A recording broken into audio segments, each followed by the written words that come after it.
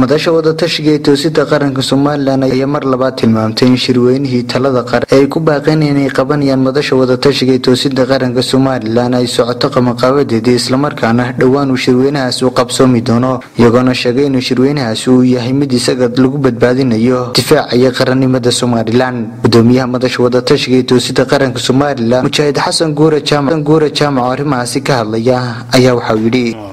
shirki qabanqaabadiis way socotaa waana rajaynaynaa haddii ilaahay laga helo inuu qabsoomo cidina abeedin jecel waxaanu jecelnay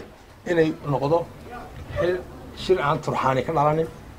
heshiis isugu wada yimaado la yaabi maayo madaxweynuhu xuseen khiyaamada bariga hore xasan ciise ku sameeyay in ugu ma waa curad dawlad baynu ku bedelay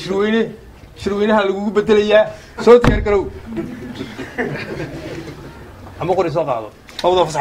ingesta kalena madasha wada tashiga ee toosinta qaranka Soomaaliland ayaa soo dhaweysay soo jeedintii qaar ka mid ah mudanayaasha golaha wakiilada Soomaaliland ay soo jeediyeen in guddi qaran loo saaro xaaladda dalku haatan taagan yahay Xasan Guure Jaamac gudoomiyaha madasha wada tashiga ee toosinta qaranka Soomaaliland arrimahaasi mar kale ka hadlaya ayaa waxa uu yiri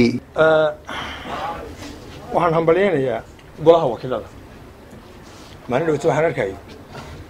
marka dambe qabatana tiraado saadu qabatay tahay ma aha iyagu inay noqdaan inay dawladdu ugu bariyaan ma dawladdu inay ugu bariyaan maalintan dhaweyto waxay soo jeediyeen xubno ka mid ah golaha wakiilada